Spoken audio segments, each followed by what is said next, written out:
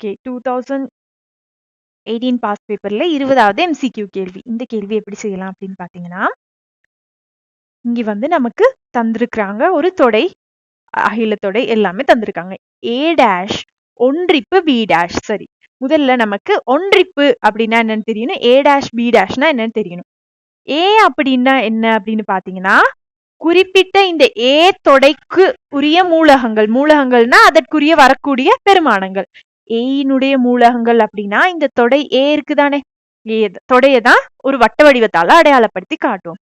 இதற்குள்ள வரக்கூடிய பெருமானங்களை தான் தொடை ஏன்னு சொல்லுவோம். அந்த மாதிரி தொடை பி அப்படின்றது என்னன்னா, பி அப்படின்ற வட்டத்துக்குரிய பெருமானங்கள் தான் பி அப்படின்னு சொல்லுவோம். பி அப்படின்ற வட்டத்துல வரக்கூடிய பெருமானங்களை தொடை பியின் மூலகங்கள்னு சொல்லுவோம். பாருங்க, ரெண்டு பேருக்குமே கொமனா இங்க ஒரு பிரதேசம் இருக்கு.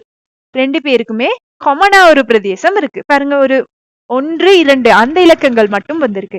இந்த பிரதேசத்தை நம்ம எப்படி சொல்லுவோம் அப்படின்னா இடைவெட்டு. இத வந்து இடைவெட்டு அப்படின்னு சொல்லுவோம். அத நம்ம அடையாளப்படுத்தி காட்டும் போது ஏ இடைவெட்டு பி. இடைவெட்டுனா ரெண்டு பேருக்குமே காமனா இருக்கவங்க, ரெண்டு பேருக்குமே பொதுவா இருக்க மூலகங்களை தான் இடைவெட்டு அப்படின்னு சொல்லுவோம். அடுத்தது ஒன்றிப்பு அப்படின்றது என்ன அப்படின்றத பார்ப்போம். சரியா, பேசிக்ஸ் நமக்கு தெரியணும் தானே, அதுதான் நம்ம இதை பார்த்துட்டு இருக்கோம்.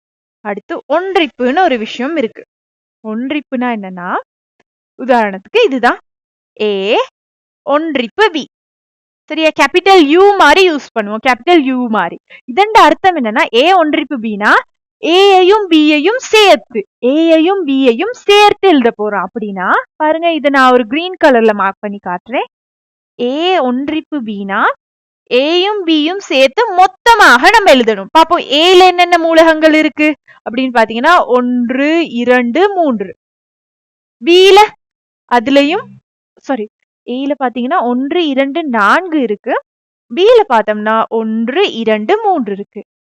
ஏ ஒன்றிப்பு பி அப்படின்ற அர்த்தம் என்னன்னா, ரெண்டு பேரையும் சேர்த்தா என்னென்ன மூலகங்கள் வரும் பாருங்க, 1, 2, 3, 4. இதுதான் இதற்குரிய விடை, ஏ ஒன்றிப்பு பி. சரியா, நம்ம கேள்வியை பத்தி டிஸ்கஸ் பண்ணல, பேசிக்கான ஸ்டஃப் டிஸ்கஸ் பண்ணிட்டு இருக்கோம். ஏ அப்படின்றதுக்குள்ள 1, 2, 4 வரும். பிங்குள்ள என்னென்ன வரும், 1, 2, 3 வரும். ஏ ஒன்றிப்பு பினா ரெண்டு பேரும் ஒருமிச்சு.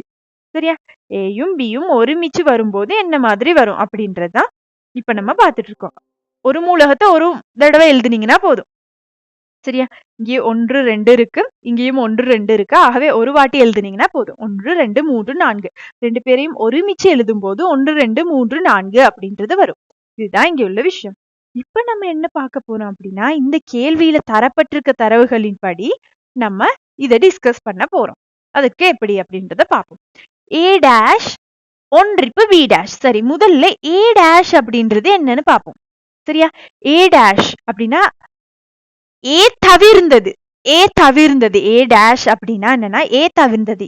ஏ வட்டத்தை ரவுண்ட் பண்ணிட்டு ஏக்கு வெளியே இருக்க மூலகங்கள் யார் யாரு, அவங்க தான் ஏ டேஷ் அப்படின்னு சொல்லுவோம். ஏக்கு வெளியே இருக்க மூலகங்கள் யார் யாரு, 3ம் 5ம் தான் ஏ டேஷ்குள்ள வரக்கூடிய மூலகங்கள். ஏ டேஷ்னா ஏ தவிர்ந்தது.